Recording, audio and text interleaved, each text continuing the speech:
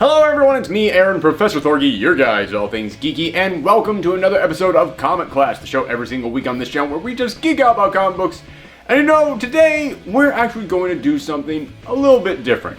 Normally on this show, we always talk about whatever the big new release is, or I spotlight some brand new series that's worth talking about. But this week, there really isn't anything coming out. Okay, that came out. And I did indeed enjoy the little prelude issue that they put out. I thought that was actually kind of interesting. It's being written by Jerry Dugan, who I am a massive fan of. And so far, I am actually really enjoying this book. It looks like it could be a great event. I'll be honest with you, I'm kind of burnt out on talking about events. I know you guys want me to talk about this one and tell you everything that's going on. But I kind of just need a break from that, so, you know, if you really want to hear someone talk about, here's Cape Joel. Go and talk to him. He'll answer all your questions. Cool. So, now that that is out of the way, I want to do something kind of different. I want to do something just for fun today, and a couple months back, we did a video in which I ended up pitching to you what my dream roster for the Avengers would be, and I had a lot of fun doing that. So I decided, you know what? What if we started a brand new series here on this channel called Build the Team, where I took a team of superheroes and I told you who would be my dream roster for that team. Now, as I said, we already covered the Avengers, so for the first official episode of Build the Team, I'm going to be targeting the polar opposite of the Avengers, the people on the other side of the comic book spectrum from the Avengers. You know them, you love them, say it with me now. The Thunderbolts. I'm sorry if this shirt was really misleading, but they don't make Thunderbolts merchandise. Partly because I'm the only person out there who is a fan of the Thunderbolts. No, I am not playing around. Yes, this is just something I have been thinking about recently, partly because someone just randomly one day on Twitter asked me, hey, what do you think about the Thunderbolts? Just completely out of the blue. And ever since then, I haven't been able to stop thinking about the Thunderbolts. But I grew up loving that team. For anybody who doesn't know, the Thunderbolts started off back in the 90s after an event called Onslaught, where the Fantastic Four and the Avengers up and disappeared. So there needed to be a brand new superhero team. So suddenly this mystery team called the Thunderbolts suddenly appeared. And they were the big shot heroes that the entire world was loving. Only for it to be revealed, they were actually Baron Zemo and the Masters of Evil in disguise, pretending to be heroes to get the public to adore them and get their trust, and then when they had enough trust and power, they were going to use that to kind of take over the world. However, the plan ended up backfiring on them when this team of secret villains learned that they actually kind of liked being heroes. It was actually kind of nice having the public adore them and send them fan mail, as opposed to wanting to send them to jail. And it actually, oddly enough, felt good to do good things. Who'd have thunk?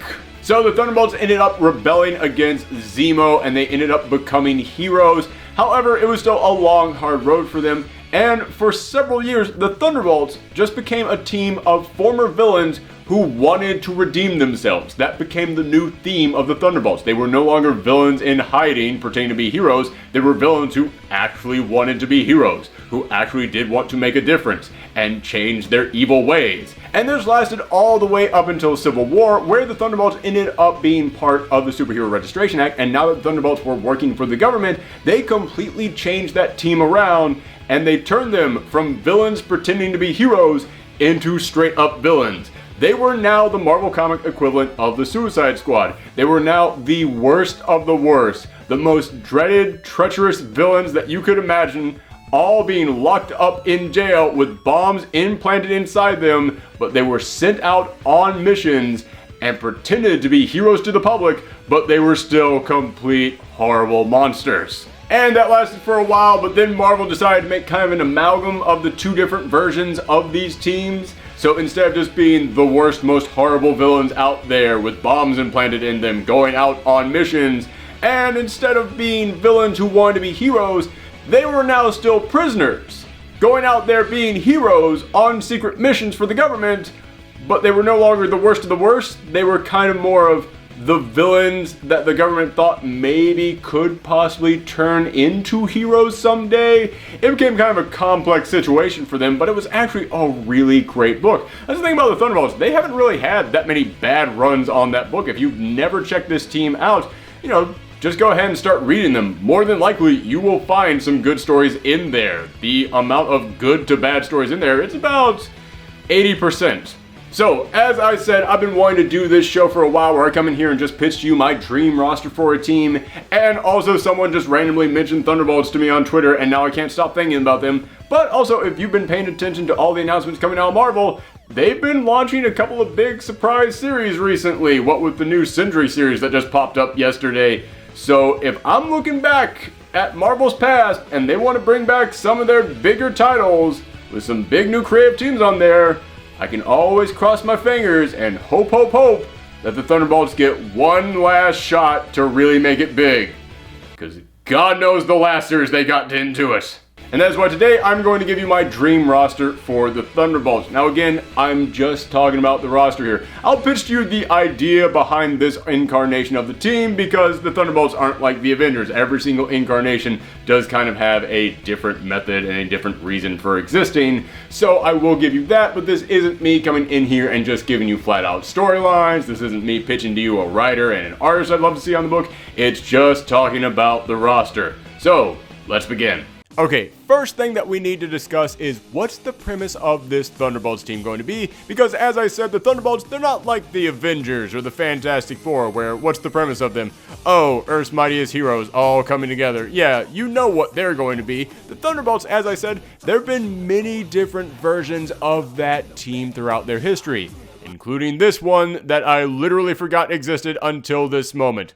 We're not going to talk about that one. No, the Thunderbolts have been many different things, so for my version of this team, we're going back to what, in my opinion, was the last great incarnation of the team, which was the Luke Cage version of the team, where they were still kind of Suicide Squad-y. They were a bunch of villains being sent on missions, and if they completed these missions, then they'd get early release, but it wasn't like the Civil War version of the team, which was the baddest of the bad, the worst of the worst.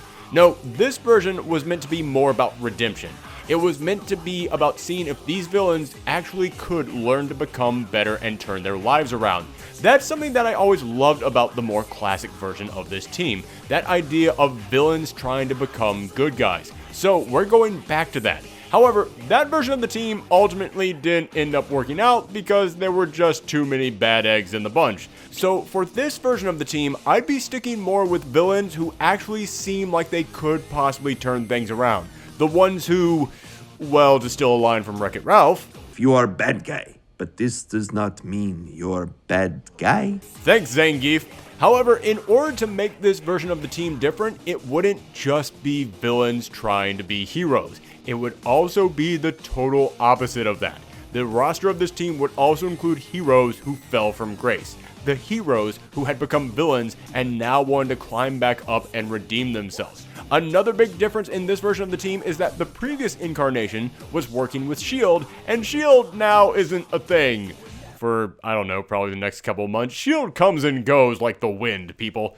But at the moment, S.H.I.E.L.D. is not a thing, so you could have this version of the team be run by the prison itself. It could be a for-profit prison run by one of Marvel's most malicious corporations like Alchemax or Roxxon, and they're using the Thunderbolts kind of as promotion.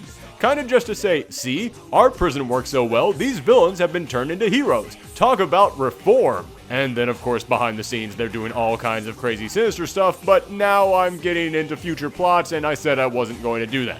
Anyway, on to the team members themselves. First team member on my version of the Thunderbolts, we need to go with a leader. We need to someone be in control of the team in the field, so I'm picking someone who has already played that role.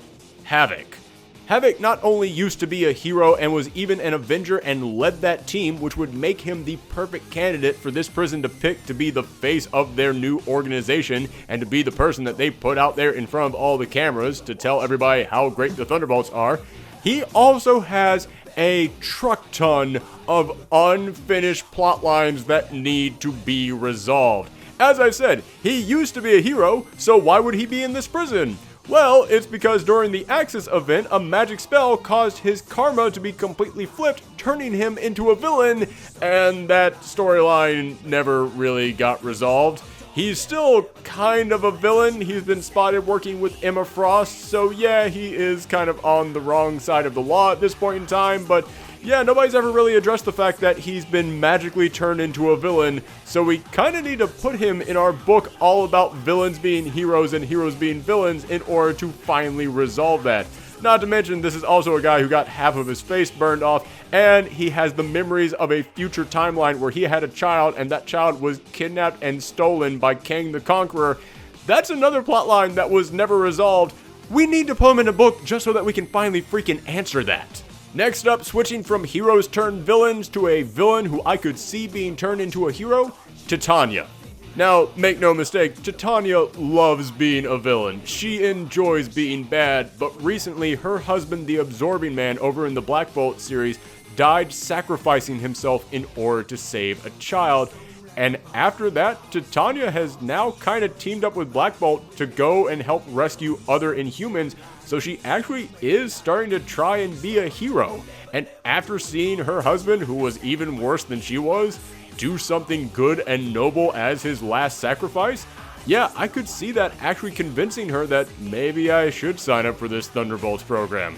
Maybe I should go out there and actually try and turn my life around. One of the best things that Saladin Ahmed did on his Black Bolt series was really create some dimensions to the Absorbing Man, really show that even though he is just this thuggish bruiser, he actually does have many different sides to him, and he actually does have some good in him. So I would love to see someone now take Titania and kind of do the exact same thing with her.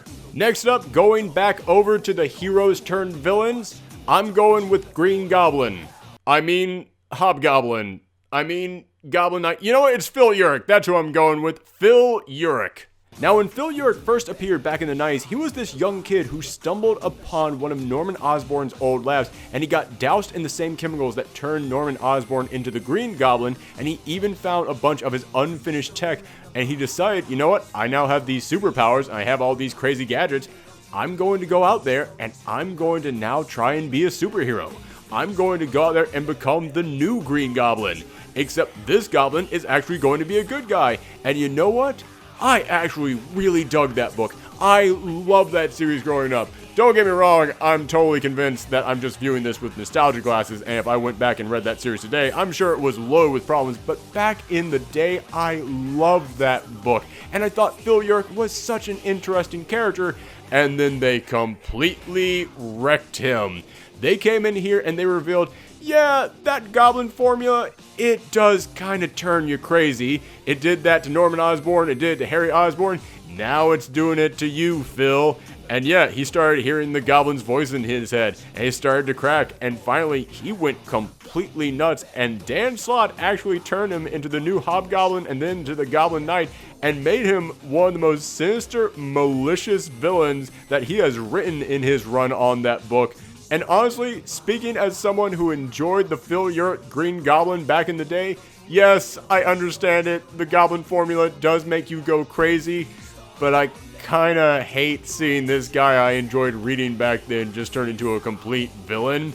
So I would actually really dig it if he ended up going to this prison and he got signed up for the Thunderbolts program and he ended up getting cured of the Goblin Madness. Because another thing that Dan Slott did in his run on Spider-Man is he actually created a cure for that serum. He actually had Spider-Man come up with a formula that actually would go in there and cure someone who had taken the Goblin serum. If we did have this big bad prison that is creating the Thunderbolts program being secretly funded by Alchemax, that would make total sense for them to look at what Parker Industries did and say, you know what, we can do that and we can do it even better. And they try and create a brand new cure to the Goblin Serum. They give it to Phil Urich, and now he has to live with all the horrible things he did, and he wants redemption. He does not want to be remembered as a villain. This could actually be a great story about someone trying to climb back up and be a hero again. But then, of course, every now and again, that goblin voice comes back up in the back of his head and starts telling him to do bad things. You could actually make a really complex character for this team if you did that. Switching back over to the villain side, okay, now we're getting into some really weird territory on what is and is not a villain, because these next couple of characters, they've gone back and forth on that more times in a day than most characters do in their lifetime. I'm going with the Enchantress. No, not Amora, the big all-powerful Enchantress from Asgard. I'm going with Sylvie Lushton. Okay, I'm aware that the vast majority of you have no idea who that character is, so let me just go ahead and clarify. Sylvie Lushton was this young girl who was given magical powers by Loki, and she decided to start calling herself the Enchantress, and originally she thought she was going to be a hero. So she joined up with this young team of superheroes who then all turned out to be supervillains, and they were actually the bad guys. And this kind of started her down the wrong path, and then she just decided, hey, screw it, I'm going to go ahead and embrace it. And she ended up even working for the Hood at one point. All up until the point where Amora, the original Enchantress, found out someone was using her name, so she decided to banish her to the farthest corners of the 10 realms. Basically, she sent her into the worst places a god could imagine, and that was the last that we saw of her. So I would love to see her reappear, and now she is a wreck. Remember, this was just some young girl who wanted to go out there and be a superhero, and then she kind of got set down the wrong path, and she ended up working for the worst criminals imaginable and being sent straight to hell. Yeah, that's going to give you some psychological trauma on numerous levels. So again, kind of just like with Phil Urich, I think that Sylvie could be a really fascinating character on this team, because she no longer even knows what she wants to be. She doesn't know what her goals are. She doesn't enjoy being a hero. She doesn't enjoy being a villain. She doesn't want any part of this. But she is now really messed up inside, and she's got all this magical power that is just screaming to come out. And that's exactly why I could see the people running this group actually picking the Enchantress. Alchemex would want Enchantress on the team because she's all-powerful, but I could see the people who are running this group, who actually care about seeing these villains turn into heroes, they would look at Sylvie and go, okay, we have to set her on the right path now, otherwise she will be a huge problem down the road. You could actually do some really great stuff in here, like, say, they actually introduce her to the Scarlet Witch, someone who also started off as a villain when she was younger, but then was able to embrace all the chaos inside her and use it to become a hero, and kind of make the Enchantress kind of a protege to the Scarlet Witch. I think it could be a great relationship if we ever did a storyline where we decided to bring in the Avengers to help train the Thunderbolts. Again, I know I'm now starting to pitch storylines, which I said I wouldn't do, so let's go ahead and move on to the next member, who is a fan favorite of mine, Kane the Scarlet Spider. For anybody who doesn't know, Kane started off as an evil, crazy clone of Peter Parker. He was stronger, faster than him, but he was not mentally stable in any way, shape, or form, and his body was degenerating and decaying because the formula that created him wasn't quite perfected just yet. However, after he was completely finally cured of the cellular degeneration, he decided, you know what, I'm going to run away from it all. I'm not going to be a hero. I'm not going to be a villain. I'm not going to be anything. I'm just going to go down to Mexico. I'm going to sit on a beach and just drink a fruity drink out of a coconut. That's it. That's all I want out of my life. But then he ended up getting stopped along the way, and he decided to play the hero one last time, and people kind of embraced him, and they celebrated him, and he decided, all right, you know what? This town needs a hero. I'll be the hero one last time. And then for a couple years, he actually stuck around as the new Scarlet Spider, and I love that series. That is actually one of the best Spider-Man titles I have read in years. The Christopher Yost, Ryan Stegman Scarlet Spider series. If you have never checked that out, go ahead and read it. It was a blast from start to finish and was an amazing story about this character seeking redemption. So if he decided to seek redemption and he ended up becoming a hero, then why exactly is he going to be in this prison and join the Thunderbolts team? Well, because you see, even though he decided to become a hero, he still did some illegal stuff, including stealing millions of dollars from slave traders at the very beginning of that series. Yeah, even if he took that money from really bad people, he still stole millions of dollars. That's still illegal and you can't do that. I would actually find it kind of funny if the thing that got him in jail was he had to finally go to prison to answer for that crime. But I'll admit, Kane is mostly on this list because he is a fan favorite of mine, but in all honesty, he would make a great addition to this team. I mean, think about it. If Alchemax is the one running this organization, they were Peter Parker's greatest thorn in his side while he was running Parker Industries. They were constantly trying to get back at Peter Parker and trying to outdo him at every turn. Now they suddenly have a clone of him right underneath their nose and they don't even realize it. So Kane would have to go around this prison the entire time, hoping that no one notices him, including all the other Spider-Man villains that are trapped in that prison with him. In fact, speaking of Spider-Man villains, I'm going to go ahead and pick the next member of this team from his rogues gallery as well. I don't know why Spider-Man has so many likable villains who I could see possibly being redeemed. He just kind of does. I'm going with Overdrive. Now, this is a really obscure character who I know a lot of people aren't going to know, but he appeared in very few issues of the Dan Slott run, but he really broke out in the Nick Spencer Superior Foes of Spider-Man, which was about Spider-Man's biggest group of loser villains all coming together to try and pull off one massive heist. It was a hilarious series. In fact, it's one of my favorite things I've read from Marvel in decades. If you have not checked out Superior Foes of Spider-Man, it is a must read. It gets my highest recommendation. But Overdrive really just kind of became a villain just for the thrill of it, and also just because he was a huge fan of Spider-Man, and he just kind of wanted some attention from Spider-Man. So I would love it if they actually got him on this team, and he would actually serve a function. His superpower was he could soup up any machine he touched. He could touch any kind of car, and automatically it would become a super version of itself, basically turning him into the perfect getaway driver. And yeah, if you're going to have a superhero team, you need someone to fly the jet. You need someone to be in control of whatever form of transportation is going to carry the team to and from wherever it is that they're going, so he would actually serve a purpose on this team. But again, as I said, he was just a huge fan of Spider-Man. Imagine him being on a team with the clone of Spider-Man, and again, not even knowing it's his clone. I would love the interactions between those two characters.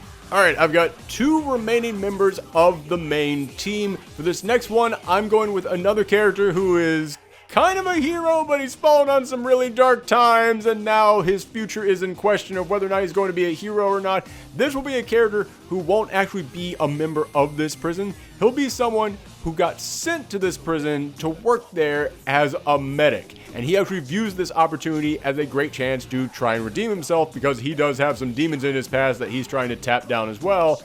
I'm going with Elixir. I'm going with Elixir because, as I said, this is a guy, he started off as a healer, but he kind of got tainted with some darkness, and now he also has magic murder powers, and he's constantly trying to find the balance between the two within himself. I could view him being a member of this team full of people seeking redemption as his own personal atonement. Even though he hasn't done anything that would send him to this prison, I could see him volunteering to sign up just because he wants to find his own personal reform.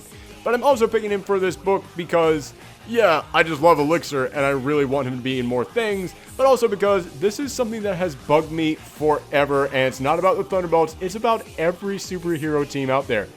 Why do superhero teams not have field medics? Shouldn't every single superhero team have someone on that team whose special power is to patch them up in the field?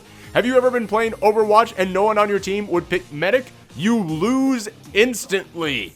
So yeah, if I'm deciding the layout of a superhero team, I'm going to make sure there is a field medic on that team. Alright, now the last member of the field team would be a legacy character for the Thunderbolts, someone who had been on the team before, because so far everyone I'm picking is brand new, and you need someone that ties them into the previous incarnation of the team, and I'm going to go with everyone's favorite Thunderbolt, Troll.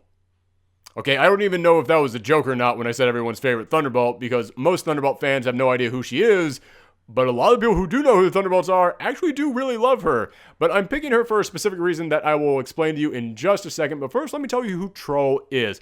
Troll is an Asgardian who was kidnapped when she was just a little baby and raised by trolls, so she ended up becoming a savage warrior who combined her natural Asgardian strength with this troll-like form of combat.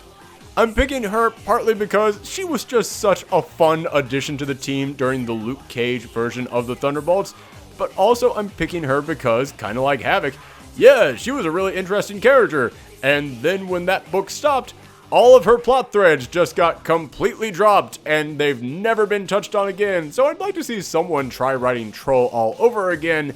But also, I think she could have really interesting relationships with the other members of this team because she is a younger girl who does have incredible powers. And Scarlet Spider has actually kind of dealt with that before.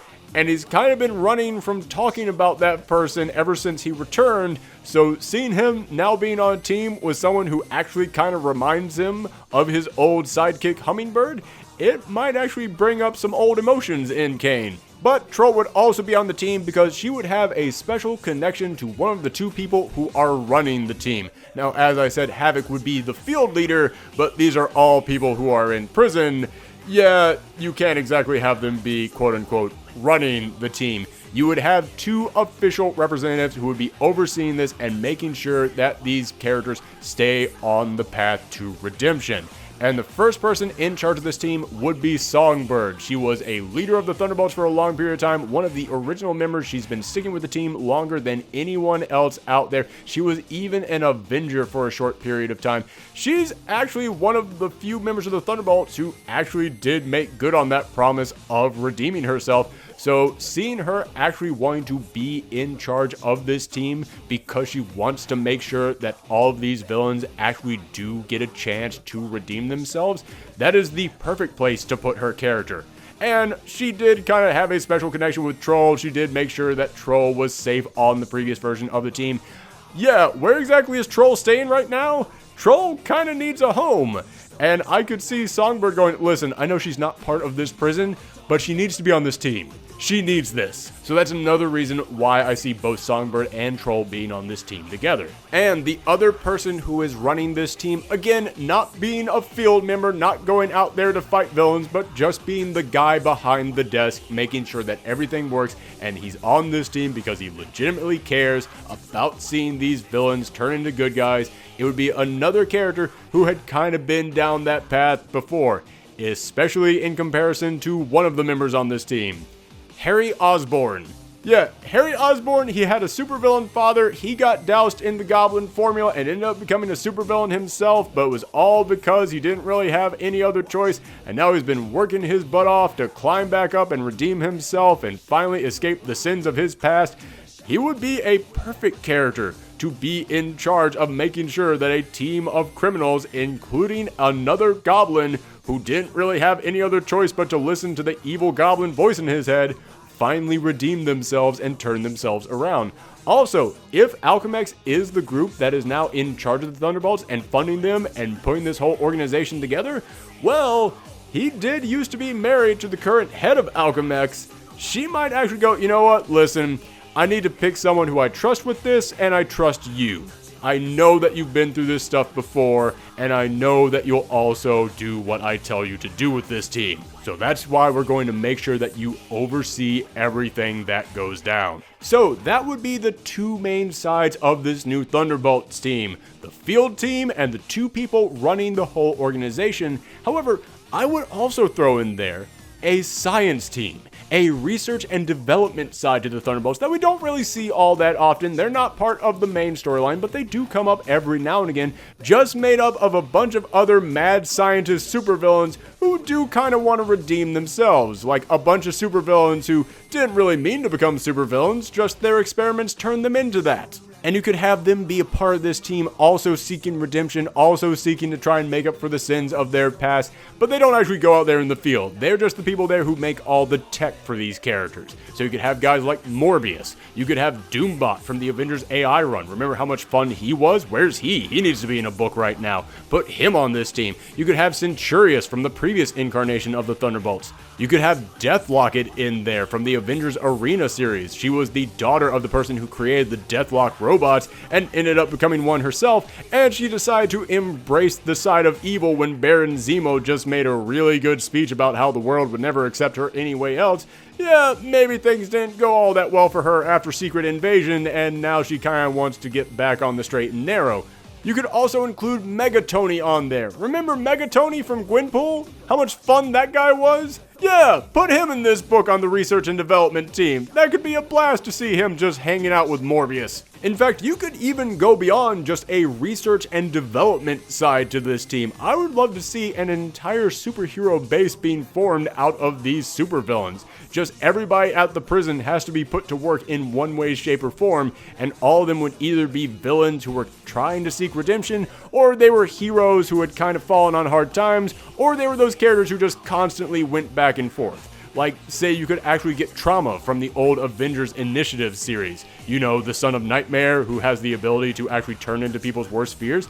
He decided to try and make up for all the evil he had done in his past by becoming a psychiatrist and actually helping people through their fears. If you're getting a team full of a bunch of villains trying to be heroes and heroes fighting the urge to become villains, yeah, maybe having a psychiatrist around is not such a bad idea. But that would be my pitch on who to put on a brand new Thunderbolts team, because I really do love this idea that it's not just villains being forced to be heroes, it's villains who actually do kind of want to make up for what they've done in the past, or it's heroes who are just fighting that urge to finally give up being heroes and go back to being villains, because I'm just a fan of character stories. Of stories that just really explore who someone is and all the demons that they're personally fighting. So if you have all of them on a team, that would be a great environment to tell those types of stories. In fact, a lot of the villains that they end up facing in this book could be people who are just trying to play on those fears, play on those doubts that they're all having about themselves. Heck, you could have one of the members of the team secretly be Mephisto, who is constantly just trying to tempt everyone to turn back into villains. You could have Loki pop up as a villain for one storyline, not really to try and take over the world or gather up the Infinity Stones, just because he heard the idea of this team and thought, you know what, I'll kill some time and see if I can screw up some people's lives, or maybe I can go to the team and seek some redemption myself. I've been trying to do that recently. But you know what, again, I said I wasn't going to pitch storylines on this, I just wanted to pitch who I would put on this team, and that's who I would choose. But if you guys wanted to put together your own version of the Thunderbolts, who would you pick and why? Let me know that in the comments down below or on Twitter and Tumblr at Professor Thorgy.